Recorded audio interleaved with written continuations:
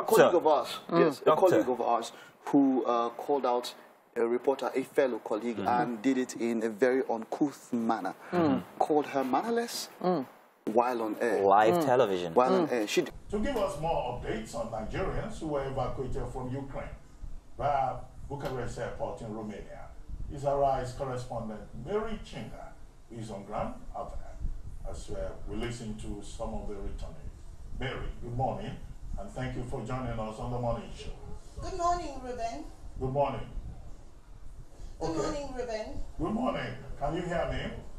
So, the way you are calling Reuben, yes, I can it's hear like you, you at Reuben. my naming ceremony when I was born many years ago. But carry on. What's the situation report out there? Okay, so students here are basically... Is the process smooth, or are they going through extraordinary stress on their arrival? Reuben, I would say that the Nigerian authorities are generally one. Okay, thank you, Mary. I see you are in love with my name. Would like to keep calling me, okay? When I see you, I will tell you my history in this profession, okay? I'm going to be one of those who could have attended your naming ceremony.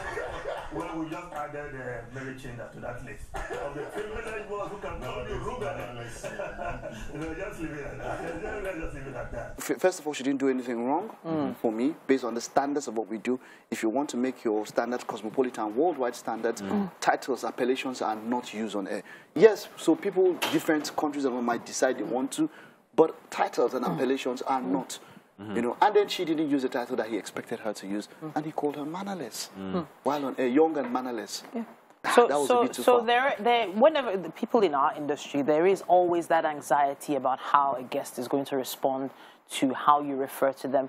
The truth is, she didn't do anything wrong, but because of the environment we find ourselves in, sometimes you have to ask about the person, do your research, find out, hey, how is this person going to respond to this and that? Would you rather be regarded? How would you be, rather be referred to? Even on the couch here, sometimes I'm like, so should I call you Doc? Can I call you Chris? But in this case, I mean, these are colleagues now. Between colleagues, there shouldn't be that kind of, such a regimented... No matter what, no matter what, even if you're going to be issue, the main issue now is now telling her she's mannerless. Yes, that while is on where... No. Yeah, that's where we have to draw the line.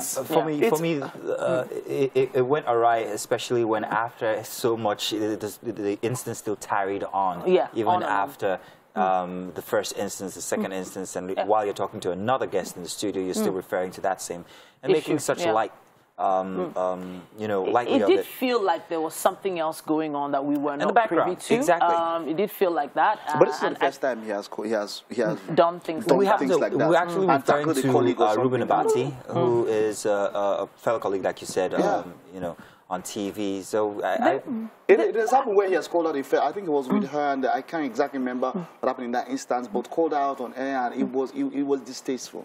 It looked very bad. I'm disappointed because I've always looked up to this individual. Quite frankly, I think that he is somebody of note when it comes to the media business, especially news.